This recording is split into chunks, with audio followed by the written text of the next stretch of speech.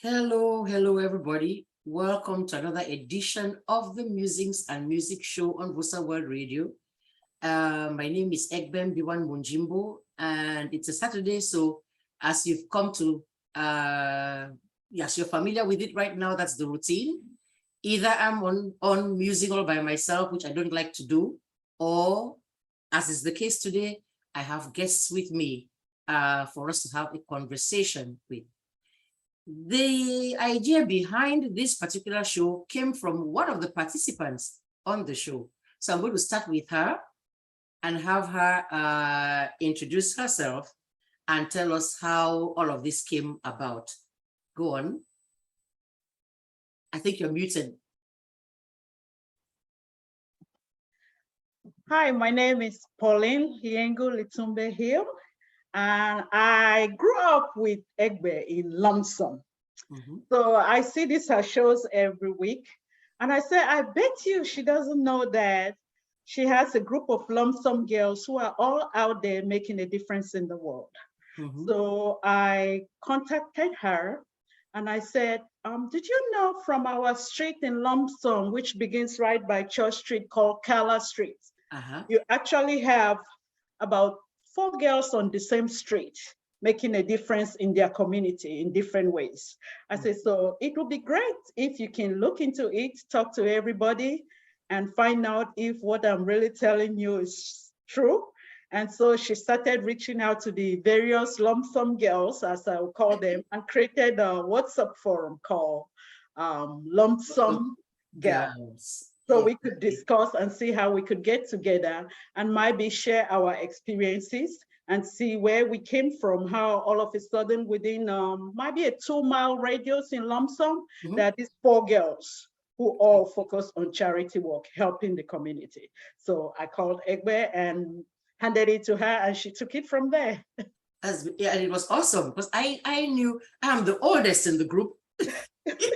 I'm the mommy in the group. So I was aware of 2 of the other people that you mentioned, yourself, of course, and the other person who unfortunately isn't on here today. Hopefully we'll do another session and have her on there, which is IYA BEKONDO of the IYA Foundation. And then the youngest of us all is the other person on this call right now, on this recording right now. So, and that's Vivian. So Vivian, can you go ahead and introduce yourself and tell us where you're coming to us from today? My name is Vivian ENOH. I'm calling from the UK, and thank you very much for having me into this program. Yeah, it's really interesting to go back to the old days, you know, when we used to live around the Lumpsum area, Kala Street, and to come to this where we all have same interest in trying to help the community. Right, and that's a good thing. You were much younger at the time. I remember your older sisters pretty well, but I knew you existed, but I just didn't know you well enough because you were that much younger. And yes, for those who are not aware, they're talking about Lumpsum. It is a neighborhood, what you call a neighborhood out here, a quartier, if you're speaking in French, in the city of Limbe, which used to be Victoria before. So as you're coming down Church Street, just to get you your bearings, you go down Church Street and you make that left, right by the Apostolic Church. That was me first, then Vivian's home, Mrs. ENOH's home, and then you went around the corner. You had Pauline there, you had the Kwans as well, and you went further down, and at the tip, that's where you had IYA BEKONDO and her mom there. They also had to name it a few, you also had Auntie Itonde there, Miss Ifange there with late Maloke. They lived in that area as well. So and behind there, closer to PYC, we had Selanunga. So that whole area was people that we went to school with, and some of us that we just knew in the neighborhood as we walked around. As Pauline rightly said, these are ladies who have gone into charity work, community work, doing what they can to help the society. And I'm very, very proud of them. So I'm going to take turns asking them what exactly they do. If you are watching, then you've already noticed that where Pauline is sitting, behind her, there is a poster there that gives you an indication, but I'm going to ask her to tell us about what exactly she does. Go on, Pauline.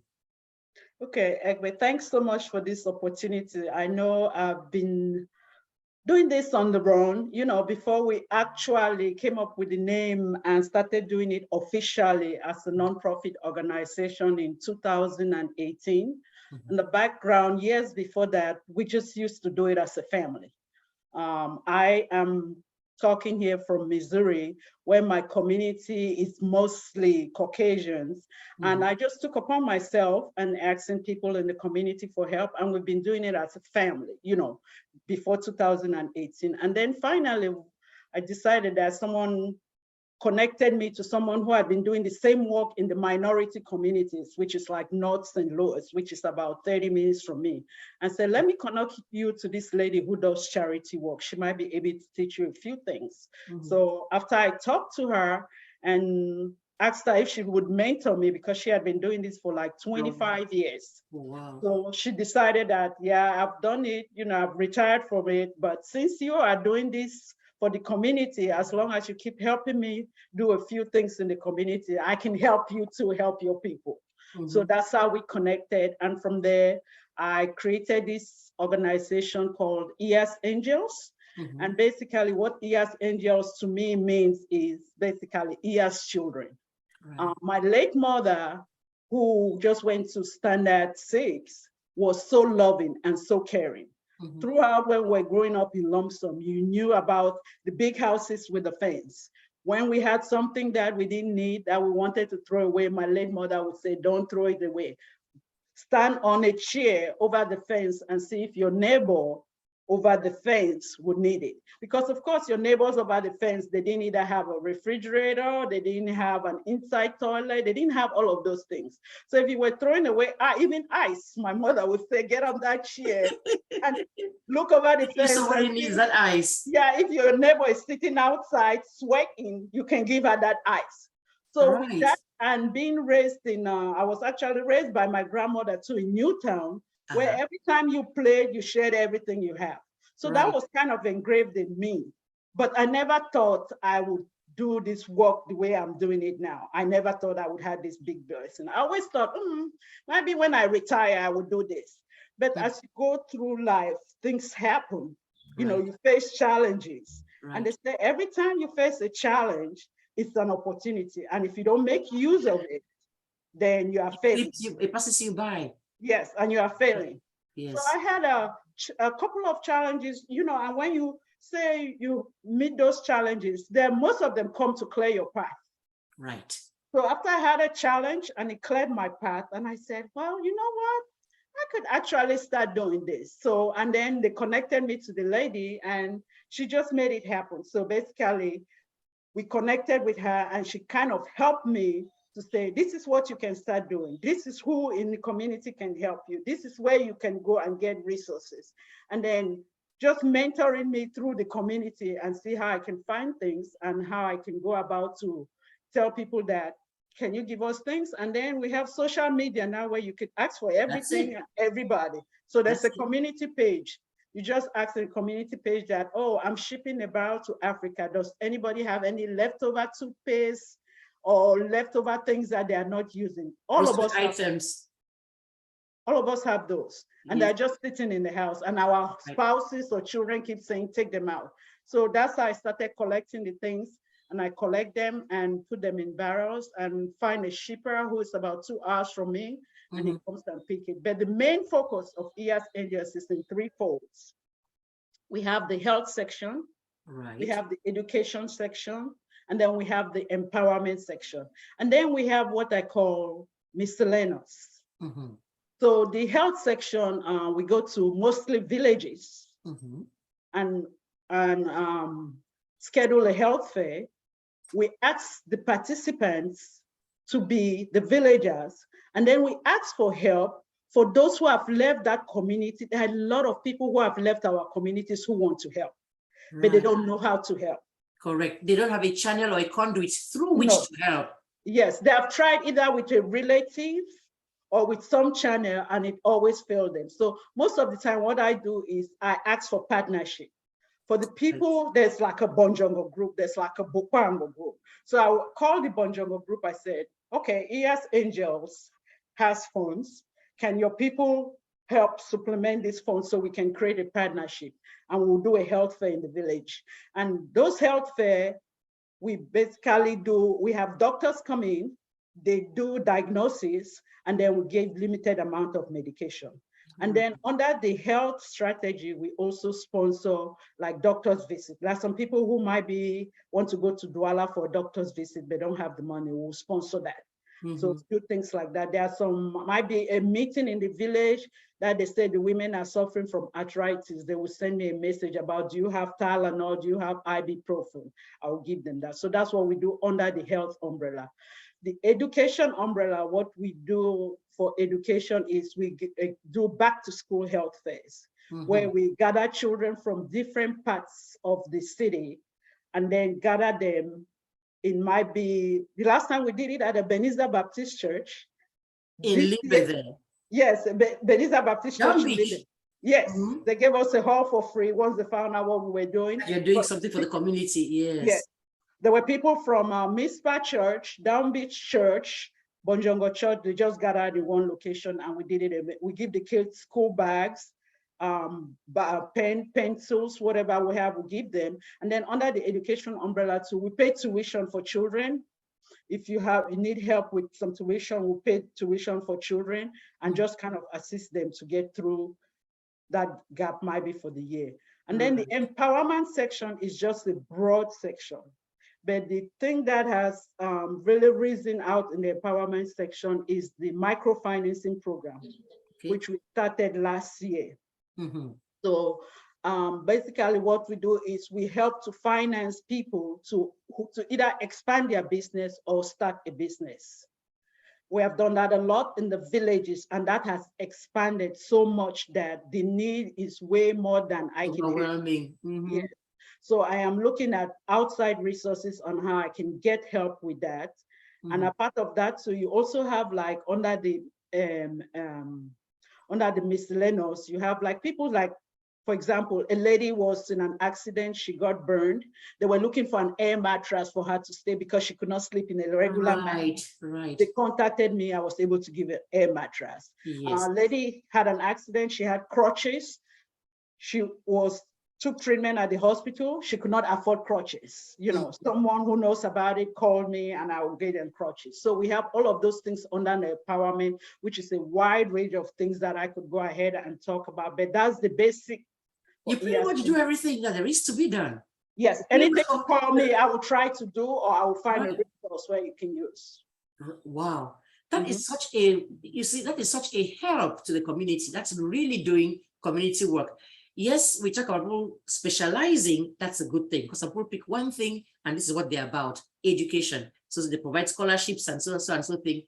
You have made those between the three branches that you've named right here, plus the miscellaneous, I don't know whether there's anything that you would not do at this point to help somebody in the society. And that is such a huge, huge help and a blessing. Because I know that there are many people who have benefited from this. And I have seen videos, I have seen pictures. She's not just talking, it has happened. The people come there, they hold their placards and their signs and say, thank you. They are grateful. And that has made a concrete difference in the people's lives. So I want to applaud you for it. And then of course ask, how can people contact you so they can do their bits? Because there are many people who are out there, like you said, who want to help. They're like, where do I start? Who can I trust? But that's the next thing. And so how would somebody contact you if they wanted to actually partner with you? Because you have reached out before. How do people who don't know that you exist, now that they've heard that you exist, how do they contact you? They can contact me easily. Just go to, we actually have a webpage now, www.EYA'sangels.com. And you can see the EYA there, it's EYA, it's right behind the EYA'S angels.com. Correct.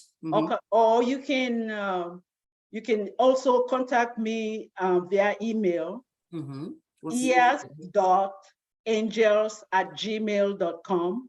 Or you can contact me via WhatsApp, and all of the flyers that we send out always have a contact number at the bottom. So what I'll make sure I do is when I'm putting this flyer together, I make sure I put one of those or two or as many of the contact tags on there so people can actually find a way. And where there is a will, there is a way these days. Like we've talked about the internet existing. If you go and just type that ES Angels you see behind her there, right now as you're listening, it will pop up because she has a website. If you go to Facebook and look, you'll find something there. You enter the word, that little search button is everybody's friend. Type it in there, hit search. I think we just a minute, I think we just might have Iya on her way in here. So I just went and clicked to let her in. So she may be joining us in a minute. Okay, there she is. Welcome, Iya. Yeah. She can't hear us yet because it says she's still connecting to audio. She can't hear us just yet. So that's how to contact you. So people and who are listening who've heard know that they can contact a reliable person and send stuff to Cameroon. And even do you do work around the United States too? You do help out there in Missouri as well, or have you just focused it now completely on Cameroon? No, what our vision is to assist the less fortunate in Cameroon and promote diversity in the US. So we work in Missouri. Like, for example, last year, I put together a team here of some friends and we made sandwiches for the homeless shelter. We do things like that. And recently, as in September, we had an event at a local church here where we basically cook rice and granola soup and then puff and beans. Again, you are promoting diversity, you are promoting your culture. We had the Cameroonian flag there and the people came and ate. Of course, the granite soup, they call it gravy. So everybody was looking for the recipe for the gravy. And I tell them, we don't cook, African people don't cook with a recipe. I will try to write you something down. You cook based on what you saw your mother doing. Exactly. And taste it as you go along, and then it's fine. Taste it until you get to the right consistency. We don't have no recipe, but I've tried to do that. And we go to different churches and find out. I also do kind of financial advice. You know, our minority people here in the US, they have some disconnect with their financial situation, which keeps dragging them down because that makes you dependent on the government. So if I can tell you that, you know, if you make $800 a week, you cannot afford the mortgage payment for $800. Anytime you can afford something that is 30% more than what you make for your rent, so you are not doing good. So we do those kind of things too in the community here. That's a very good thing. And maybe someone is listening to it and saying, duh, is that not common sense? Look, there's a lot of things that we take for granted because we were raised the way we were raised with our mothers and grandmothers teaching us sense, as they say. But there are people for whom that is news. Somebody needs to actually tell them, sit them down, and then the light bulb goes on, and then it makes a big difference. It makes a big concrete change in their lives. So I want to take a minute and welcome Iya, who has joined us. Welcome.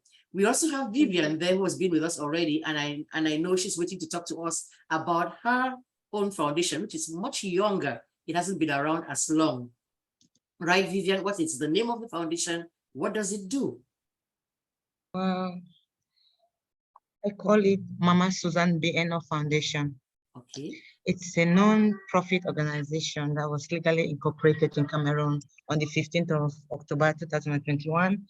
As you said already, it's very new. So on the 16th of July this year, we launched the ARC, which I called a New Samaritan Home. Okay. So did you say the Ark, like Noah's Ark, A-R-K?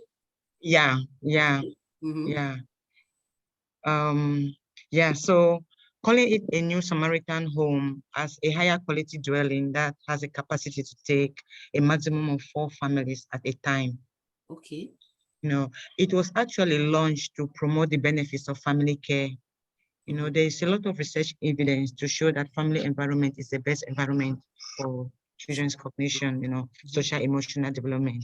You know, although supported where the child is loved and protected, you know, has a sense of belonging, learn essential skills that we know are all part of growing up within a family.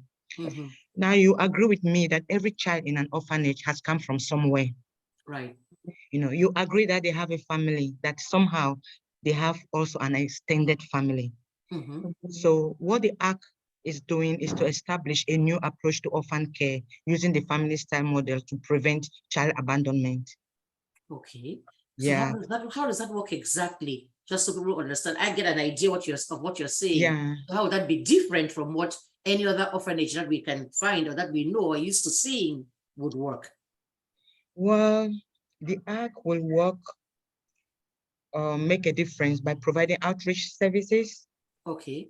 Yeah. And the ARC would also work with families and extended families and social welfare on tracing and reunification.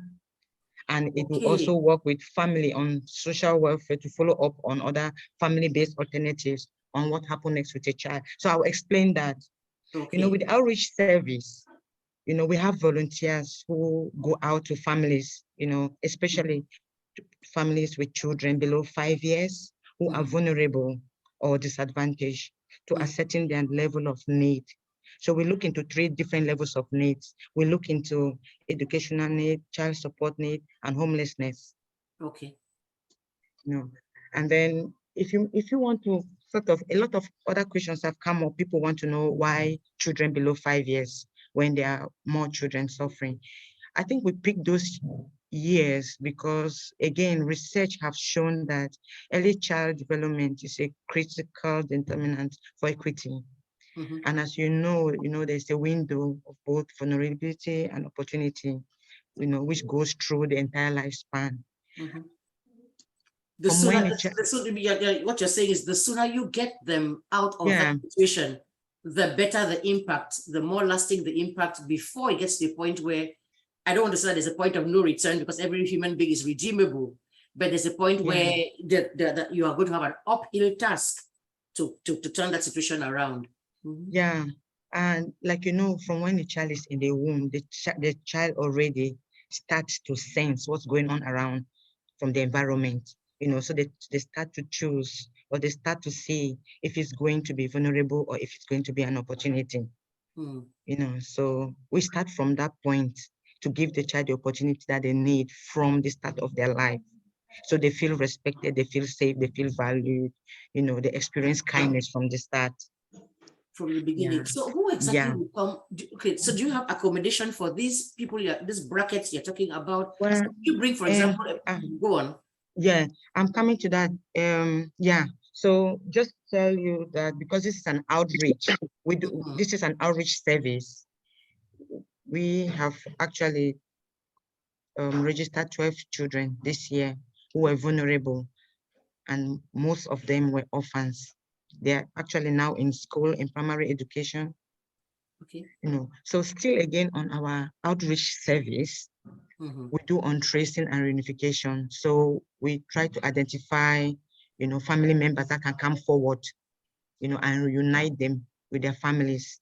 You know, we had a case of a young mother who was homeless with her 2 children. We paid her rent for 3 months, registered her child to start primary school, gave her capital to start on a new trade. So that way the mother could also, you know, have some independent living, sustainable living. Correct. Because if she's doing anything, she cannot look after the child. Yeah. And we have a case also of a child who was left by the parents, both parents. You know, we traced the mom, the dad came up, he brought himself forward, and the child has now reunited with the family, and she has been registered to start primary school. So going back to your question, we work as an outreach service, and we have referrals that come through to us that enables some of the families to come into the ARC. You know, the cases that comes to the ARC are basically emergency cases. So like as I said before, we operate on. Did we lose you? We may have lost her. We will have lost her. Can you still hear us? Okay, you went silent for a minute there. Go on. Oh, can you hear me? I can hear you clean and clear now. Oh, okay. So when it comes to homelessness, as I was saying, when the volunteers go out to assess, they assess on 3 different levels. When they come to homelessness, we are looking for emergency and crisis situations. You know, if it's an emergency and a crisis situation that really needs a quick removal of the child from danger, then we have the mission, you know, to remove that child, relief to that child. So there and there, we made a plan of bringing the child with the mother to the ARC. Okay, so just let me just cut in real quick there to ask you, what kind of situation would that be, for example, concretely? Are we talking about domestic violence? Is that the kind of thing? Well, it's hard to describe. It could be any, because every situation will be different. But say, like, for instance, you know, it was somebody we met in the maternity unit who have just put to bed, you know, and have been kicked out from their house and have nowhere to go. And the volunteers have done the assessment. You know, we say we are a Samaritan home. We don't judge. So we try to make positives out from the negatives. We know, yes, you know, obviously there will be story, but we don't want to judge. We want to make out what is positive from the situation. We will take her in, we will shelter her in, and, you know, provide her with the necessary support that we can give for just for a short stay, you know, and then also give a package of care that will enable her to carry on with an independent, sustainable living. So from the ARC, she goes into maybe a rented accommodation, you know, somewhere where she can be empowered to take up a trade or something, anything of her choice, you know, to enable her to look after herself and the child. Correct. I get the idea now, and I now understand why it's called the ARC. You're coming in to shelter from outside there, where you're brought into a place, a safe place that would help you, and then take care of a temporary situation. So you don't really do long term as such. It's not as if you just come in and say, okay, forever it is taken care of. Yeah, that's why we call it the Samaritan home. You know, it goes back again to the Samaritan story, the Good Samaritan. Right. Yeah. Right. He did what he had to do at that time. Correct. And moved on. Correct. Correct. So how do people who want to help, who've heard this, that's interesting, who've heard you talk, if they wanted to help, what could they do? How could they help? How could they reach out to you to help? Either to provide for the finances to help out, or to provide maybe the actual things, the day-to-day livelihood things, like food, for example. Or do you accept things like that? Would you accept that kind of help? And if so, how does anybody contact you to help? We have a website, but again, we work with we have partners that we work with. We work with the LITUMBE Social Welfare. Okay. So yeah, and we have numbers from the website. We have the address, the contact details of who they can contact. So what is the website, at least? Do you have the URL, the link? Mama Sombi, you know, care.org. Because people listen to this show who are not Cameroonian, they will not be able to quite spell that. So Mama is definitely M-A-M-A, that part. M-A-M-A. Yeah, M-A-M-B-I-E-N-O-H. Okay, no, you're going to have to do that again. Sorry, because I was trying to write it down and I got the Mama part, and then so you just start from scratch and I just spell what you write down, what you say. Just start from scratch. M-A, did you get that? Yes, I got the M-A. S-U. S-U. Yeah, M-B-I. M-B-I. Yeah, E-N-O-H. E-N-O-H, oh, that's all one word? Yeah. And you have? That's okay, sorry. Is it a .com thing? Yeah, K.org. Okay, K, after the N-O, after the E-N-O-H, there's K, and then .com. .org, O-R-G. Yes, .org. All right, then. All right, now it's time to go on to the EYA Foundation right there. EYA herself is there in front of us. And so she's going to go ahead and introduce herself to our listeners and eventually viewers and tell us what she does is all about. Before you got here, Pauline explained how come this bunch is sitting here today, and we talked about our beloved Lumpsum. And so you were the person at the end of the street, the furthest from, if you came in through the Apostolic Church side of the whole thing, then you had me first there, and then you had Vivian, and then you had Pauline, and you were at the end of the street, almost where the loop goes back into Church Street again. So now you have her here. She's going to go ahead and tell us all about the EYA Foundation, which is pretty well known. But what is it about for those who don't know? Hi, everybody. My apologies for being a little late as well. I didn't mean to keep you ladies. For some reason, I thought it was going to be 1 p.m. my time, but I'm sorry, ladies. It's fine. It's fine. You're here now, and we can't wait to hear what you have to tell us. Thank you. So I am IYA BEKONDO Granateller, and I am founder of the IYA Foundation. It's a New Jersey nonprofit corporation. Out here in the US, we also have offices in Boya, Cameroon, and we've done work in Sierra Leone, in Ghana, and in Nigeria. So we are pretty much a kidney organization. We promote kidney health awareness, and we support dialysis patients, and we also support dialysis clinics. We do a lot of work with promoting organ donation awareness as well. You may be wondering how this organization started, and I am a kidney warrior. I started struggling with kidney disease from the age of 7. So almost all my life, I've dealt with kidney disease, chronic kidney disease, and now end-stage renal disease. I was fortunate to have a first kidney from my mom about 17 years ago. You barely look 17, by the way. No, 17 years ago was when I got my first kidney transplant. That's what I'm saying. Someone's going to say 17 years ago. So was she a baby then? Because you barely look like 17 to start with.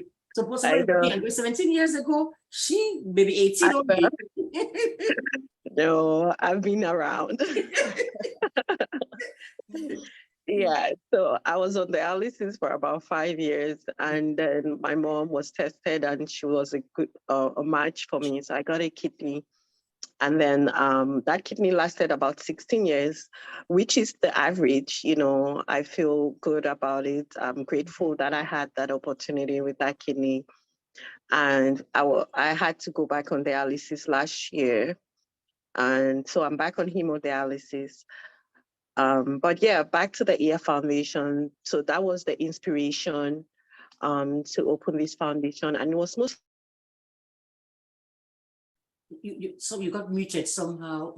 Mostly because I found our community lacked in terms of kidney knowledge and organ donation. A lot of people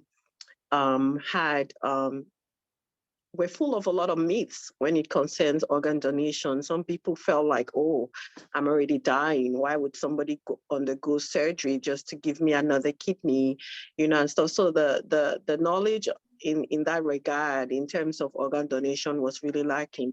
And I also found out that, kidney disease does not choose who it affects. It affects anybody. Any and everybody, you know. I started being sick with kidney disease as a child. You know, both men and women suffer from this disease. And I also found out that being Black alone with our genetics just makes us predisposed to kidney disease, to kidney failure. So all of those motivated me, and also understanding the fact that hypertension and diabetes, which Black people are also predisposed to, you know, are the two high risk factors for chronic kidney disease and end-stage renal disease. So it, you know, all of that kind of like inspired me to start this organization. And I have to say at this point that a lot of people stood by me in my time of need as well. I came into this country for a while. I was undocumented. I didn't have insurance, but I was able to go to school by magic. That's a story for a whole nother, you know. Trust me, I'm listening quietly here to you, because I'm saying she needs to come back and talk about this a whole lot more. Lot more, because you're unpacking a ton of stuff out there. Because I'm sitting here saying, some of us thought when you get a kidney, you got a kidney. Yay. Yeah. End of story. Exactly. That's how. Yeah. When I hear you say 16 years and that's the limit, I'm going, okay. And then you talked about end stage. I'm like, Okay. There's some things that need a little bit more. Yeah. Yes. Yeah, Right. so a lot of people stood by me. I was undocumented, but I'm the kind of person that I like to belong. I like a community. So when I was going to a community college, and I had enrolled in a volunteer program. It's called AmeriCorps. It's a national base, and they send a lot of people, even internationally.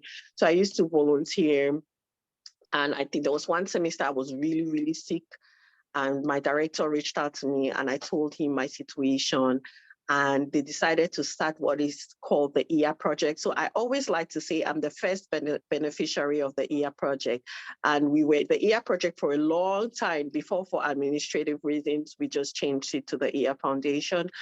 But so they decided to create a community between my school, Middlesex County College at the time, and my church, First Presbyterian Church.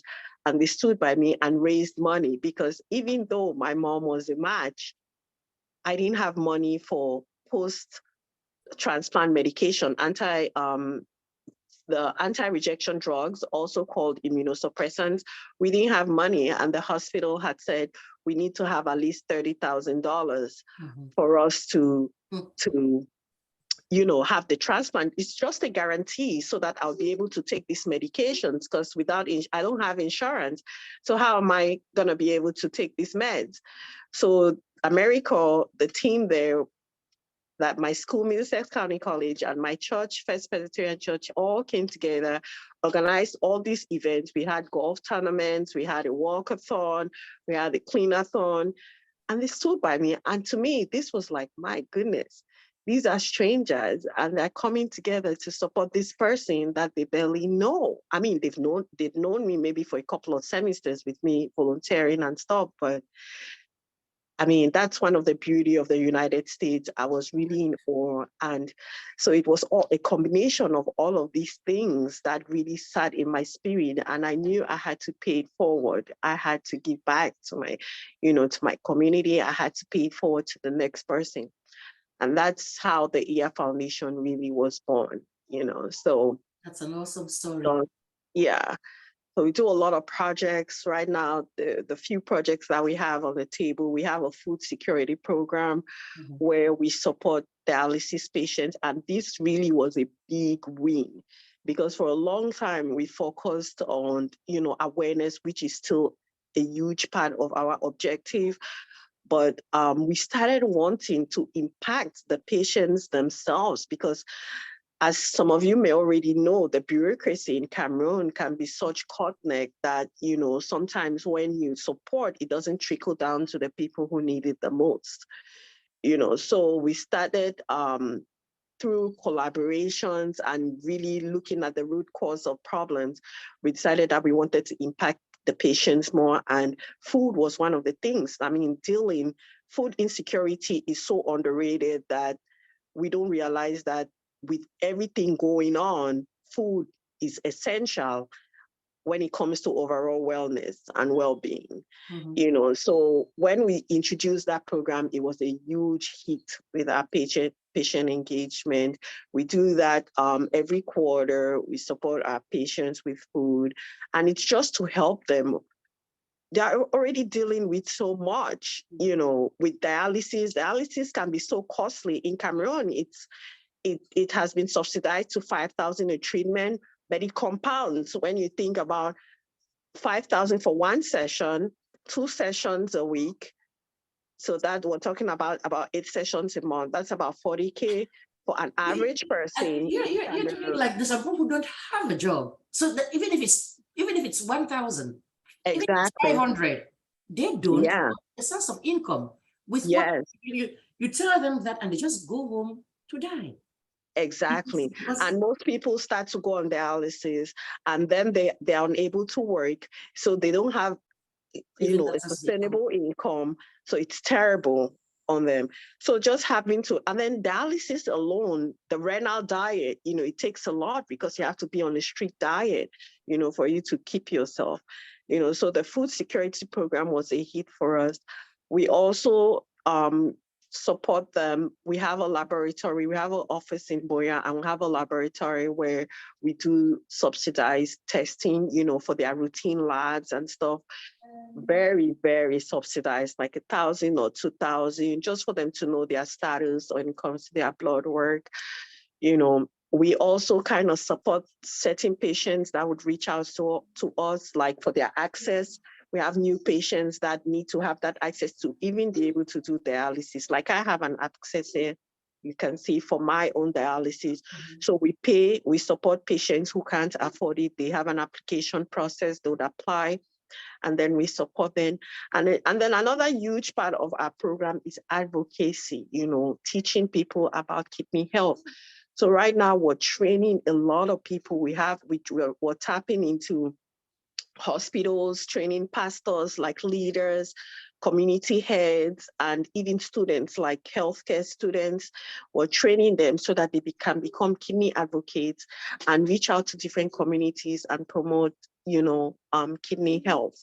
Organ donation is not yet being done in Cameroon, but we're still enlightening people, because I think they've done one surgery sometime last year or early this year, maybe. They had a surgery done in Yaoundé.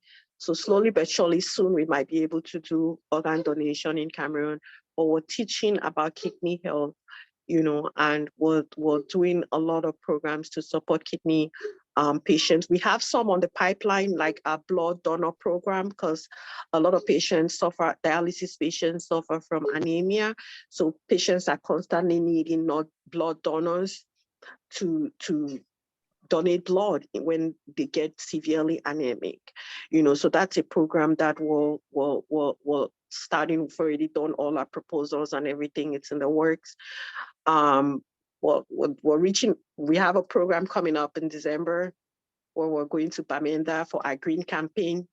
And we're working with some other local organizations. So that's the work we do at the EYA Foundation. We do a lot of work on social media as well. As we know, that's the new normal. A lot of us spend. That's why I found out about it first. That's why I found out it first when it was still the EYA project. And I'm seeing people wearing green and saying, come wear green. I'm like, okay, yeah, I am too. And then just to support the thing, and then ask, like Wele, I had Wele on the show, because the day I was supposed to have you here, you had traveled to Cameroon. So Wele Langwe came along, Dr. Wele Langwe now came along and did her best. She did a phenomenal job just talking about it, because there's a lot we don't know.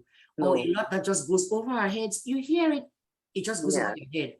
And now just seeing you here, and I could see the thing, the port peeping out of your glass, it makes a difference.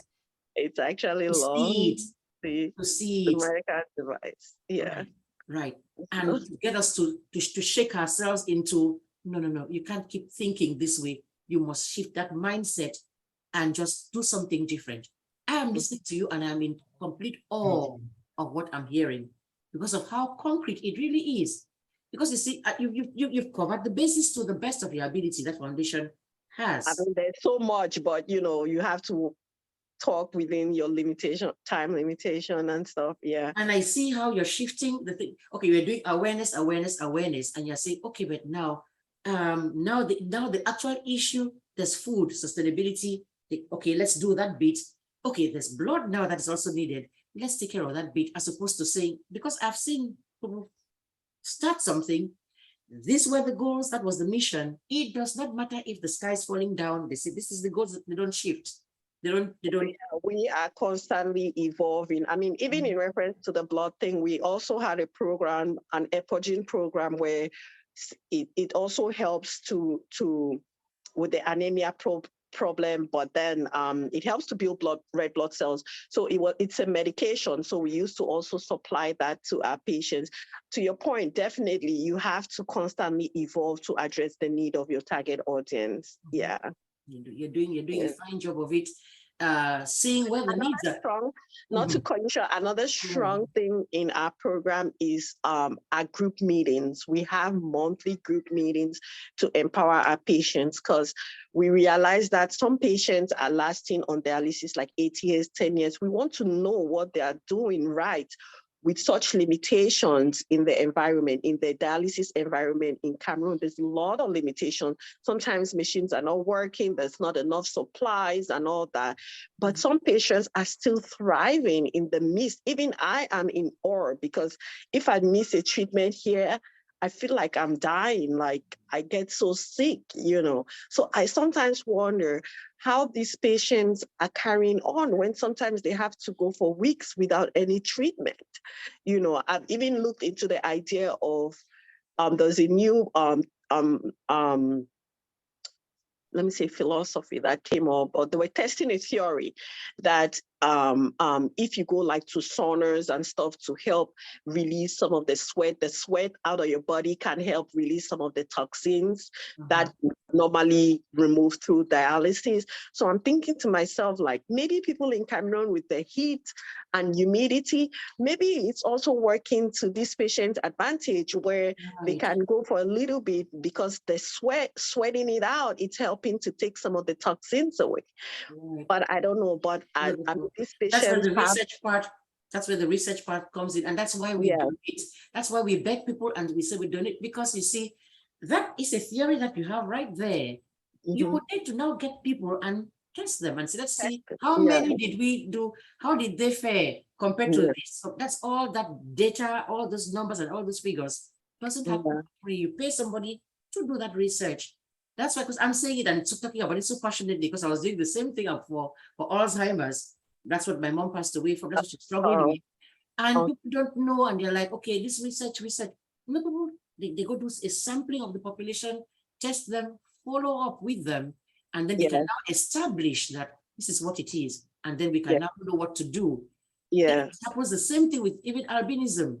People were saying, no, they can't eat crayfish, they can't eat susan. So we found out now that crayfish has nothing to do. But we've gone through years, whole generations of us doing the crayfish thing, doing the susan. So I'm telling you, that's the research, the awareness. And I just love you all, because you all of you are so solution oriented. We can't cry and cry and cry about the things and then not try to see what we can do. That's a very depressing place to be, where we all sit and say, this is the issue. Then we all put our hands on our heads and say, where, and then sit. The thing is to, when you know about it, like you're hearing, all three of them have spoken, you know about it, then try to do something about it at your own level.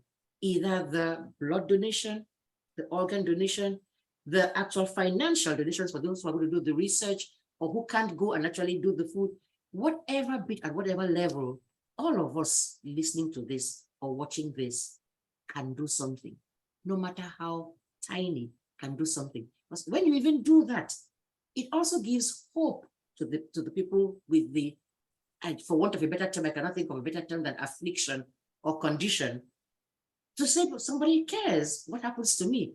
Like Iya here was blessed to have a community. You know what? I can speak for her, but I would want to be encouraged to fight, to stay on here. If I see people doing all of this stuff for me, then I may not be able to, I will not give myself the luxury of having too long of a pity party. I will have some pity party if I deserve my pity party, but I won't sit there and just dwell in it, because now I understand the energy that you've got, because I've seen your videos, I've seen the messages that you do, you're out there talking, and lately out there dancing too. Yes. You cannot take life too seriously, honestly. That's why I love your attitude. It is such a winner attitude. I sat there on my bed the other day, and I'm like, isn't this Iya? She danced. And I'm like, that's my kind of girl right there. So on her face, good for you. Good for you. And I don't know. So you haven't yet said, even though I know you said there's a website, it's easy to go find, but still say what it is that we can do. This community, what should we be doing? And where should we go find more information about the EYA project of EYA Foundation specifically? So we have a website, and our website is amazing. We're currently revamping and updating again, but we're always on top of our game when it comes to our website. It's www.theeyafoundation.org. www.theeyafoundation.org. It has the there in it. It has the THE first before EYA, and how EYA is IYA. Yeah, foundation.org, O-R-G. And you can also find us on Instagram, the EYA Foundation. We are on Facebook, the EYA Foundation Kidney Resource Center. And you can follow me on TikTok. I do a lot of kidney videos to inspire you. You don't have to have kidney problems. I just do uplifting, videos. And sometimes I show tips on how to deal with your kidney health. And you can support us. We're always taking funding. We always need funding for our foundation. We have a lot of programs. We're very transparent. We're up to date with all our taxes. We use Lily. So use Lily Binglo as a CPA. She's amazing.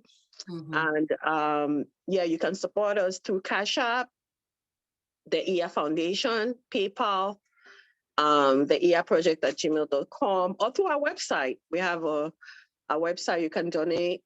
No amount is too small, all right? And no amount is too big either. So thank you. That's the other end of things. You see, you don't no amount is too small, but no amount is too big either. You have the billions, come donate them. Come donate them and make a difference. So you've heard her, there is no way you can say, I didn't know what to do, because there's everything possible. She's mentioned even WhatsApp. There's nobody that's on WhatsApp these days. That's how you talk to your bamba at home. And everything. So there's that option there, there's everything. And I keep saying it, where there is a will, there is a way. If you really do want to donate, you will, you can. And the idea of thinking that what you have is too small, what difference would it make? There's 15 million of you out there with the same thing. So if all 15 million of you put in the one dime, the one something, it will be something. And we're tax exempt, so you can also donate and claim your money back. File that back on your taxes. Ladies, my lump sum I girls. wanted to ask Vivian, is your foundation in Limbe, or is it, or just in Cameroon? Limbe. Specifically. Yeah. She's talking to us from the UK, but the foundation is in Limbe. Okay. And that's another thing. We all go ahead and support each other. I'm going to make a commitment to go take my time, go found EYA'S Angels, do something about it, go to the EYA Foundation, do something about it, and go to the ARC too and do something about it. I am really proud of my Lumpsum girls. As I said, they're all way my juniors back there. And I'm so impressed by what EYA'S Angels is doing, especially in the community here in the US. I think as immigrants, we tend to forget about our immediate surroundings here, focusing only on helping people back home. But this is where we live, and building those relationships here is very essential. And there's also need around us. I mean, our work also, we focus here, like during Valentine's Day or Christmas, we do care packages. We usually have like a blanket and socks and some goodies in there. And we go to dialysis centers and we give these packages to the patients, and they are so impressed.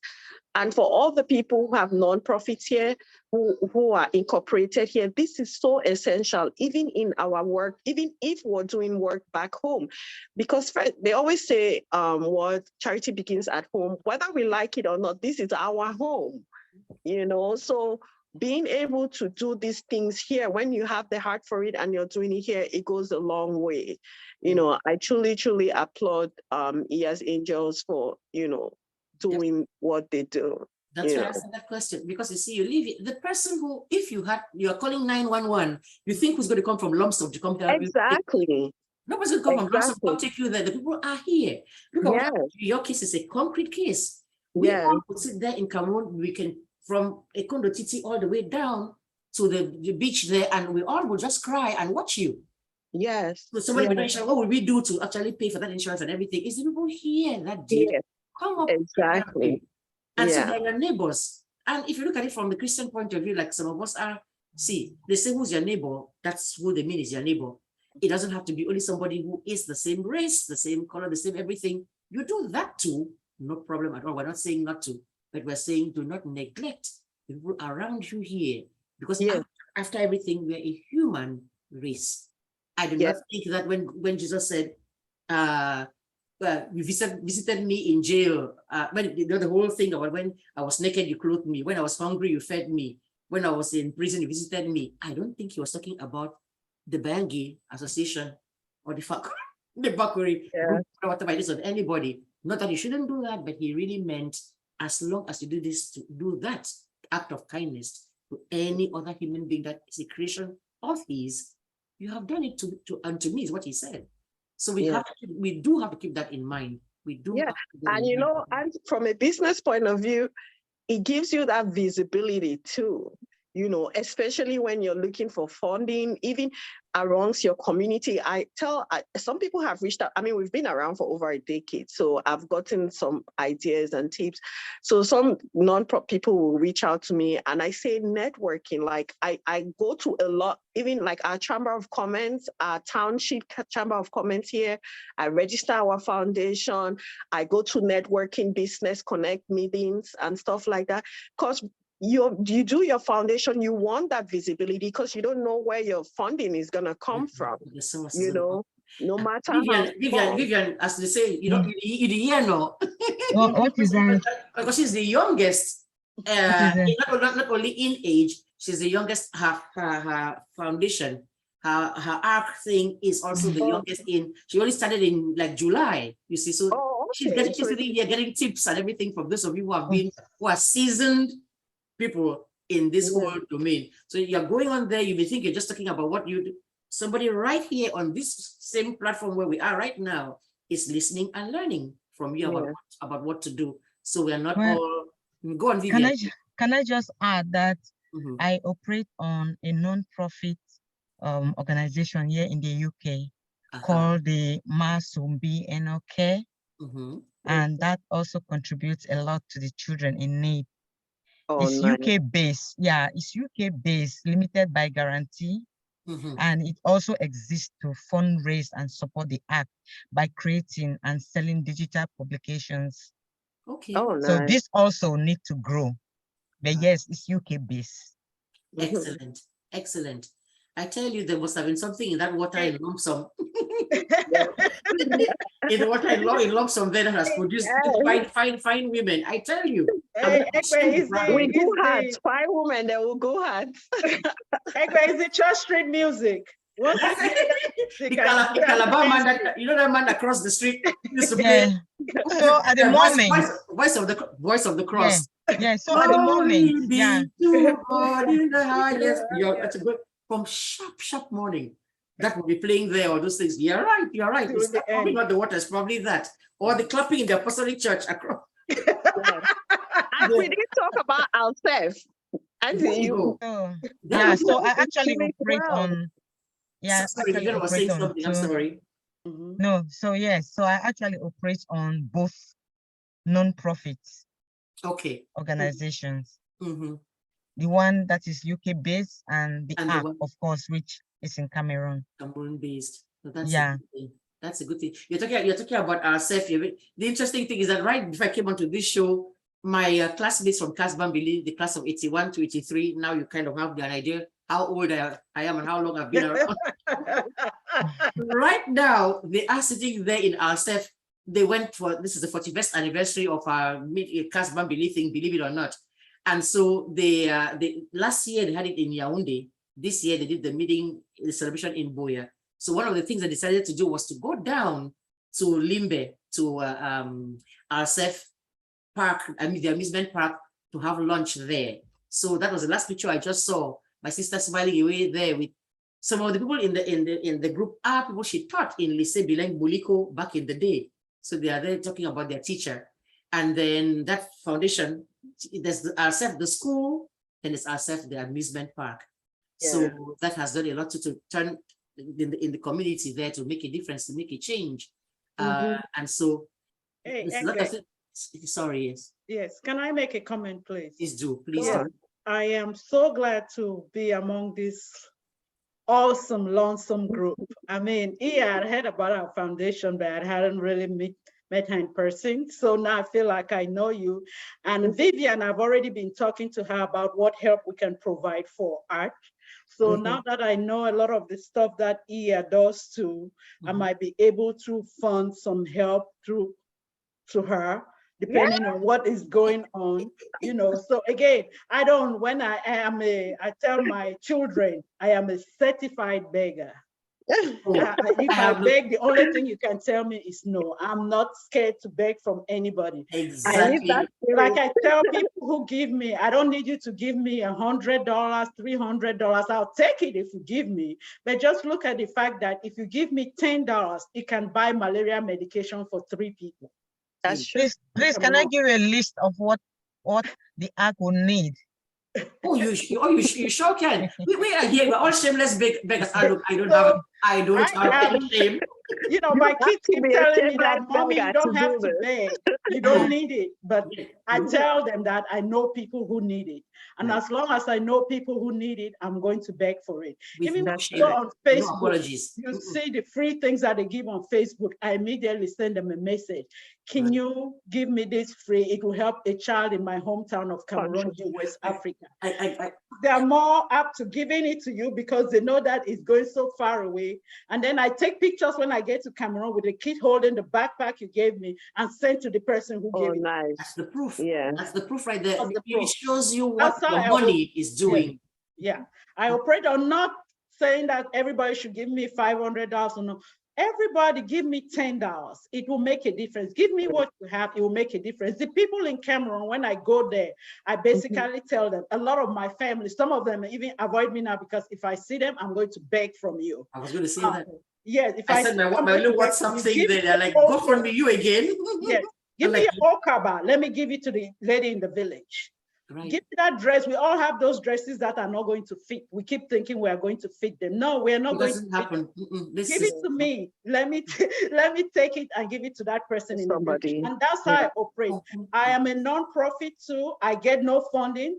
I have members, but my members to me are my soldiers. None of them pay any membership fees. So I don't have a group of people who pay any membership fees. No, I just have them. They're like my think tank. What I call my think tank. We have a strategy meeting January every year. We come up with the ideas, then we run the rest of the year. And my people on the ground, I have the best crew you can ever have on the ground. You want to try my group? Yes, they are all volunteers. They are all volunteers. Everybody keeps saying, I've had some people who've come 1 or 2 events and they don't want it because they thought maybe they will get something out of it. But this people looked in the wrong place. No matter what it is. Correct. I met up of some Seka girls too, like Esther Ashu, Patricia and Kweteim, all those Seka girls who just hear about what I do and they say, can I join you? And that makes a difference. So anytime we can exchange resources or do anything to help each other. You mentioned it, networking. Somebody has the thing, you have a need, somebody has a solution to it someplace else. If you don't talk to them, you will not know. You could sit right by them in the same building.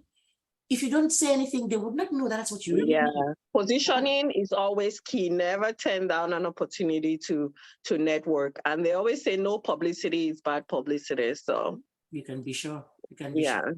Now, ask somebody can either say yes or no. You know, it doesn't hurt. Exactly. But if you don't ask, they will never know. Correct. And if they don't want to, all that says no, you won't get sued for asking. Yes, exactly. And no today does not mean no always. You know, somebody can say no and tomorrow they'll say yes. You know, so so hopefully we can partner and kind of support each other and help each other. I know I've been in communication with Vivian already. So yes, and Vivian was just asking, could she give a list of what what she needs the most? I don't know whether it's for the ARC or it's for the one in the UK, what she needs the most. If you have that list ready, read it right along. Right, okay.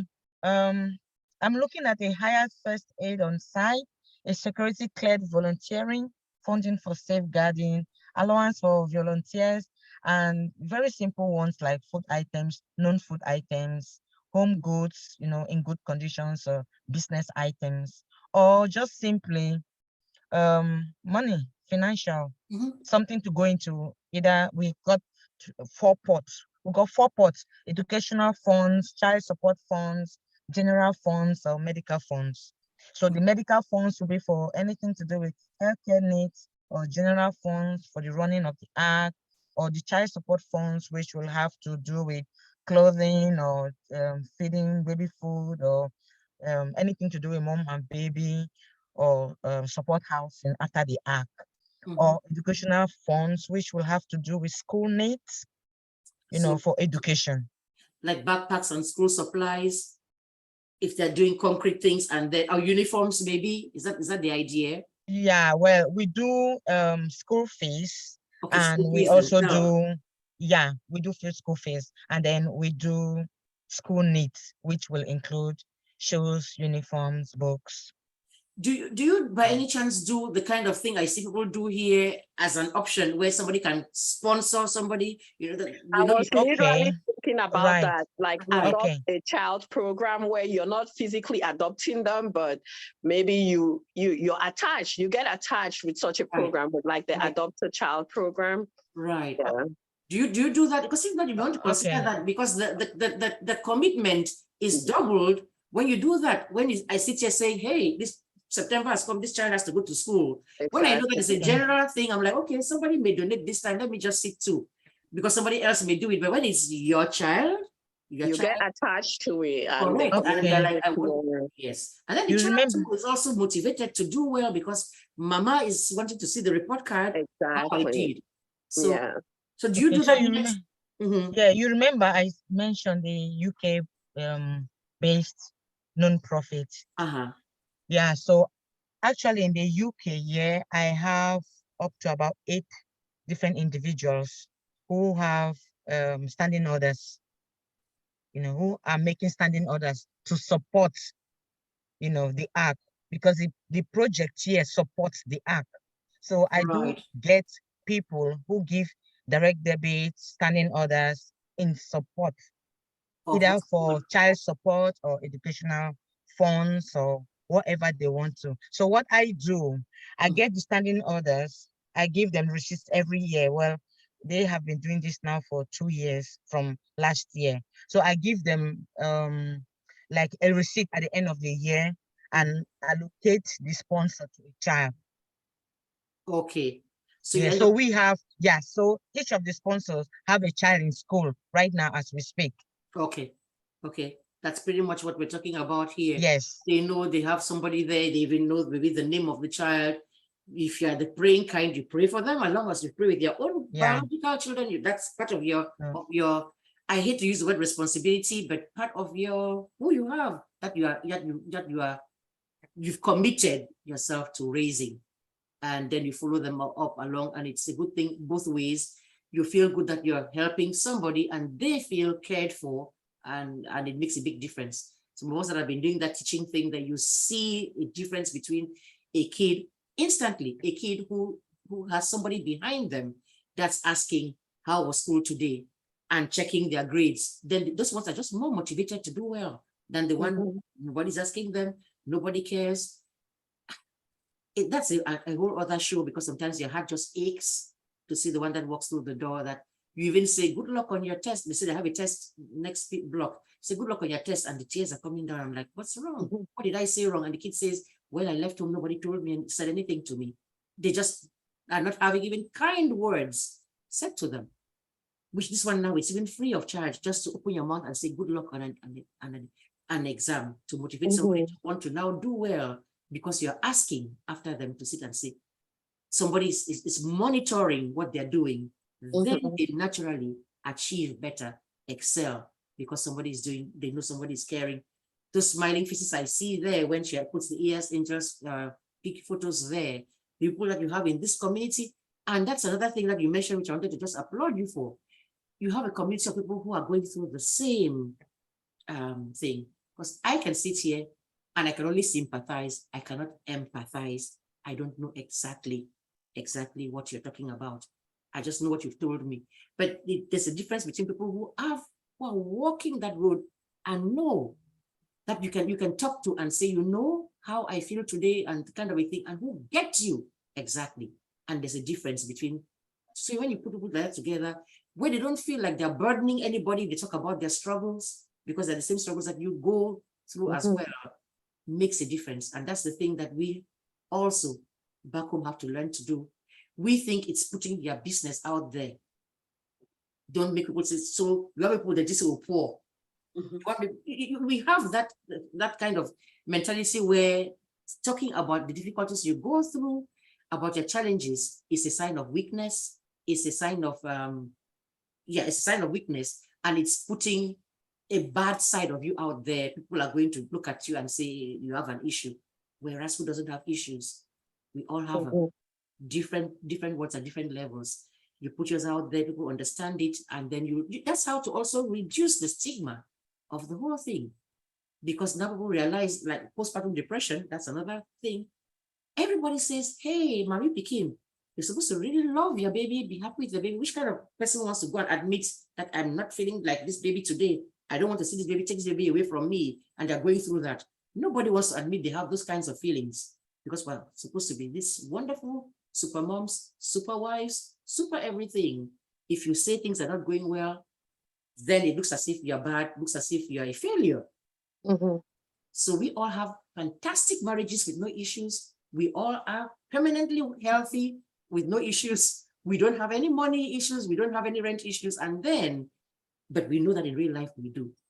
And so instead of getting there to be a show that somebody can cry on because they know that you get it, we all say we're doing great. And then you make everybody who's going on to that issue feel like they're a failure. And sometimes that leads to all that just depression, and they're feeling really lost and alone.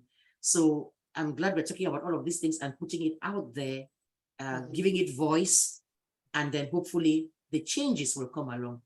So I don't know if anybody has a closing word. If not, I am like happy beyond belief just to just even have heard your voices, seen your faces. Well, Vivian's, we apologize, we're not able to see Vivian's because of technical issues today. But if you went to her website, you would see the pictures there. But I'm glad to have had you all here. If anybody has a closing word, please go ahead and say it. Just a quick comment for me, EGBE. I know we've talked about the Lumpsum lady, we talked about IYA and Vivian, but we can't stop talking about you, the help you provide to the community. I mean, you know, every time I see you with any flyer out, I'm like, this girl, I wonder if do you know your address in Kala Street? You know your address is number 1. Number 1. Number 10. Yes, I forgot that we actually had numbers on those houses. True. I am number 10. I know my address. I'm number 10, and I think Vivian is number 3. She was too young. I don't think she knows that. Right. But you guys are in down Lumpsum there then. Yes. I'm all the way by Holiday Inn in Yes, because I was saying that you are right. You're the farthest away from where we sat. From where EGBE's house and go all the way around Kala Street. All Abeta, Manga, Takusis, they all have numbers. Yes. Right. Abeta Manga, their house was down there too. Right. Yes.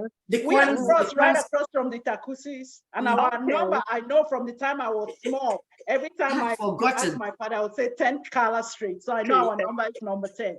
So we cannot applaud you enough for the job you do for this community all the time, always being out there. If somebody needs help with fundraising, you are always out there to do something. So you two are part of those Lumpsum connections. So don't just talk to us today. Should be more of a round table thing that you should be discussing to and telling us about all the good things that you do for your community. So I applaud you, and I applaud you, and I applaud you. I applaud you, IYA. I applaud you, Vivian. Let's put our hands together and keep doing our best. No matter what the noise is, there's always going to be noise in every situation. The distractions. I think you need to focus on what you think your vision is and do the best. You don't need to have $5,000 to run your foundation. If I have $1,000 this year, I will run it with 1,000. If I have 5,000 next year, I will run it with 5,000.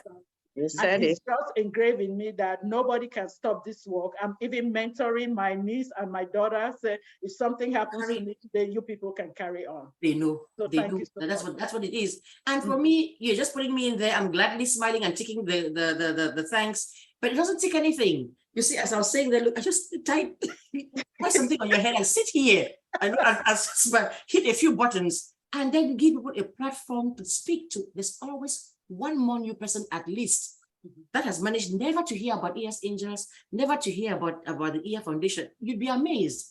Okay. And for some people, it's like, oh, I had never seen her. Now, every time a show happens, you'd be amazed at the feedback. Somebody who even had it in their mind to do, never got around to doing it, and then now finally hearing it says, let me do that today. And for me, that's worth it. If it's to find, just put some earrings in, sit there and press the button, recording on the cloud. done. Why won't you do it? Why won't you do it instead of sitting downstairs there and looking for one more thing to eat and just getting fatter? That's like you could use the time and use it wisely. I'm not saying nobody should go to their fridge to do what they want to do there or go to places, but you can take the amount of time we've taken here and it will make a concrete difference. Then you can go do the other things with a cleaner, easier conscience, saying at least you tried, you're part of the solution. And that is what I'm applauding you all for doing. And for business to give a platform to what you all are the ones doing, the food soldiers already doing the work. I'm tired listening to just people. I'm tired on your behalf. The trips you make back and forth, when I have to go to Cameroon, the trip, look, I start psyching myself up. Oh, the trip is coming. The trip is coming. And I'm thinking only my own valise with me. You are carrying supplies. You're looking for containers. You're monitoring the children who belong to the foundation and doing all of that stuff. So for me, it's like, then why don't you at least help them? If you're not going to go yourself, then send them a dime. Amen. They can do the work easy. Yeah. That's the least we can do. It really is. We cannot keep complaining, oh, Cameroon, oh, this thing. And then you ask, so you who's taking like this, what have you done lately to fix the situation? And it's never enough. I mean, if you, especially when it comes to charity, humanitarian efforts, don't think that, oh my God, there's 5 orphanages or there's 5 this. Trust me, if it lays in your heart to do it, you're convicted to do it, go ahead and do it. It's not enough. There's still a lot of help needed. Yes, there's nothing like that it's over now and we come and say, okay, we're now done. Poverty has been eradicated. No. And also support. You don't always have to show support by opening your own foundation. I mean, a lot of people already have foundations that are existing. I mean, in one hand, I can name you 5 foundations that are helping like the poor, sponsoring students in school, orphanages, support, you know what I mean? Like, you don't have to reinvent the wheel every single time. You can support already existing organizations out there, you know, so yeah. And it's lately what has happened when people think it's a money-making thing, just go there, go put yourself out there. It's not, and then you do that and just, you know, you can water down an effort and then not make any of them succeed. Yeah. And where you have somebody who's already doing that, somebody has already said it here about reinventing the wheel. Why? Right. The Red Cross. Exactly. Yes. Then there's WHO. Where are we having any other anything else? Just go ahead and sometimes put your efforts into what somebody has already done, that groundwork. Figure out what it is. They've gotten the building, they've gotten the doctors, they've gotten the villages, and they're already known there. You don't have to be the thing. That's what happened to churches. You don't have to be a pastor to all the time. You could just be exactly a church-going member, a dedicated one who sponsors and helps the church be. You don't have to be. Jesus came, there was one Jesus there, then he had the disciples. They didn't say, it's my turn to be Jesus today. It's, you know, you can do that and you can, but it's all of us sometimes wanting the limelight, and that has sometimes happened to stifle things. You want to be the person whose face is in the thingy that's there in the, no, it doesn't have to be that way. I'm glad you brought that point up. We don't have to reinvent the wheel. Nobody's trying to kill your dream either, but sometimes you're better off partnering. Exactly. Somebody who is already doing this thing and making their effort work, as all of us having been in. So the French is what has just come to my head, around dispersé, in scattered, and not doing anything that is really concrete and lasting. And not really concrete, but lasting. And it's still there. Look at these foundations, they've been there, and I can guarantee you, Vivian, the rate at which she's going, it will be there for decades and decades to come. You build the foundation, the roots should be deepening as opposed to just stretching out there. The roots should be deepening instead and continue to make a good impact. Well, I think with that, if you ask me, you know, how I started, I would say I never knew what I was doing until it got to where I am today, you know. So, because all I can remember is that when I was growing up, I've always had the vision of doing something, which I think I started doing from the age of 10. you know, going to orphanages, giving out to the poor. The You calling know, for I've you. been around a lot on disabled children, and I have rented apartments, you know, many years back, more than 30 years back, just renting it for the homeless people in Limbe. You know, yeah, you know, 4 apartments for homeless people. So it has come around doing things like that for quite a while without actually coming out, you know, to what it is today. And when I had the inspiration to do what I am doing now, it was still not clear to me. It was just an inspiration to, you know, this is the way it's going. Okay, that's what, you know, that's what I'll be doing until when my mom died. So when she actually passed away 2015, that was when the vision came out, you know, more vividly. And even with that, even then, I wasn't still sure or, you know, really know what it was until what it is today. So Thank for God. that, I think the future is still in God's hands and the way God wants it to go, you know. It's for perpetuity. Amen. Yeah, Right, yeah, right, that's how I say it. Yes. right. There's nothing like a thing that is kind of meant to be, and where you are just the missing piece that's supposed to be there and move it forward, because he cannot come down himself, or nor can an angel come with flapping wings and be doing all of this stuff. They need you to be the angels, the executor of that plan that he has. All the people you're helping, they all, for all you know, are the ones who have said a prayer, I need help, I need help, I need help, and you are their answer to prayer. So that's it. That's what you're doing. You're doing work for the community, you're doing God's work. And that's why I strongly believe he will make sure that your foundations only grow from strength to strength, and that people will now rally together and help you fulfill those dreams, the calling that comes from within you to help, no matter what it was that triggered it. But Iya is actually going through it herself.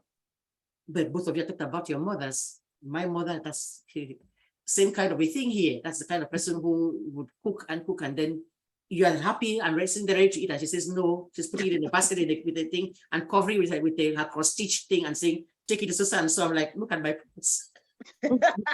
So we are the ones who should eat the okra soup and agbono soup, and this thing is going with all this chicken is going to somebody else. You know, so we grew up with the mothers. God rest their souls for those who are gone, and God bless those who are still here, who actually gave their daughter life twice, by birthing them and then giving them a kidney. That's just amazing. So we could talk like this all day. You all don't know I me. know. You know, I feel like, oh my God, this is like a chit chat when you're around fire, That is what and just chilling. This is really so much fun. This is what I have said. When these people, the radio people, I have no radio journalism training. So I said, let me tell you what will happen. I'm not here with a little card. I don't carry any, there's nothing here. This is a pencil, and I have myself. I don't have anything here. Just let it flow. Yes, poor Vivian was kept saying, so what are we going to talk about? What you ask her? I said, you'll come and sit here and ask her, say, what is your name? What do you do? It is the little Cartier journalism that I do here. But it's a chat. That's why I keep on calling them chats. I don't use the word interview. You come and let us chat. I'll say my own, you say your own bit. We keep talking. And the people who watch and listen know you are genuine because of that. It's coming from your heart. It's coming from your soul. It's really who you are 24/7. There's something like you plug the switch on, bam, go. Then you talk. And then right after that, you're like cursing and doing, you're not the same person. They're like, who is this? This is us. This is us. And we've spoken from our hearts. People have heard. You make good, serious believers out of people by being you, your own unique self, by being you. Yeah. I can go on till the sun sets, but I know you are all busy doing all of this work that you're doing. So I'll let you go, but I would just thank you and encourage you and assure you, promise you that this platform is there for you. The day you think you need to put a message out there, come on back. Now we have a little thing there. Put a message there and say, I need to go on and let people know. I would even figure out the live thing too. We go ahead and do. I didn't want to go to those details with Iya right here because I know she's made the appeal. because I really do intend to have her come and let us do something live at some point and say, people come, sit. Sure, we will. Listen, listen, listen. Do something about it. Don't let the sun set without you doing something about this whole issue, even if it means sitting down with yourself and thinking through, why do I think like this? What is really wrong if I did this? Why don't I go get myself tested and see if I can be a match? What's wrong with, what's really stopping me? What is the issue? Even if it's just that, maybe that's a start. That's somewhere we're going. So, all right, my dear ladies, my dear little sisters, I think some of you qualify as even daughters. Yes, I'll let you go on. Enjoy the, sorry, you're going to say something, Pauline. No, it was so nice talking to you. I hope that we can do this Lumpsum girl thing maybe once every year, you know, Yeah. and see how we are all involving and show our community, and maybe even end up maybe one day doing a project in Lumpsum itself. I have a couple of ideas that, you know, I will share with you later. You have them. You have them. This was your idea. I'm home quite often, so I see what the need is. Even if it's the cleaning of the road for a day, or we actually have, as a matter of fact, let me throw this out there. We need street lights. If we can put solar lights. Oh, nice. Oh, wow. That would be great. Yeah. Think it through. Every other street, just solar lights. They don't have lights. Wow. Oh, yes. We can build roads, but at least we can put lights. Yes. I just experienced that last November. I went there and I was going to visit a friend there, right, in Lumpsum there. And I'm trying to see that let me get my cell phone and do the flashlight on the thing to see where the bell is so I could ring the bell. Yeah, no, definitely need it. Most people in Cameroon together though. I know my mom, because my mom is part of the council women there at Lumpsum. Make that connection with the president. Talk to them about it. We can give them solar lights. Yeah, my mom was like, yeah, you guys, you need to, other quartiers are getting together, that you guys, especially those of you who have parents who who have family homes in Lumpsum, you guys need to come together and do something like, so telling me, she said other quarters are doing it, you know, that we need to get together. No, I guess it has just happened. Yeah, it has just happened. So between you all, the council, and to work the details out and let us finally put this out there as a project to do. Yeah, and we'll go find Alberta. We'll go find the Missy and Welikwan. We'll go find everybody else there on the street. Welikwan is part of the council too. There you go. Yeah, that's whose doorbell I was trying to ring, by the way, when I was telling you about how people flashlight to ring the door. Since you mentioned her name, now you carry up. You mentioned her name, that's whose bell I was trying to ring in November when I went there. But that's the thing. We have the Takusis, we have the Abeta Mangas, we have the MBIWANs, the Kwans, the ENOHs, the MBIWAN, the WELA'S, we have the LITUMBEs, the Goose, yes, the Goose. We can put street lights in. We have the Tita family. The Tita family, yeah. The arrays even used to also live there. The arrays. Yeah. Right. And then we have one family, I forgot their name. They live across from the Kwan. A lot of them are over here too. Their mother was part of the council thing for a long time. They live right across the Kwan. I forgot their names. Okay, I'm drawing a blank too. Yeah, they live right across the Kwan. There's a block house that has a big fence. We will figure it out. We'll find out before close of business today, and make that whole list and say, here's the idea. Most of these people that we've mentioned, we have their phone numbers and things. Thank God for WhatsApp. Everybody put. I mean, I know this one of our Bakri guys who has done street lights in like different villages. Just he already did it. The results are there. Most of his have lasted at least 5 years. See? Yeah.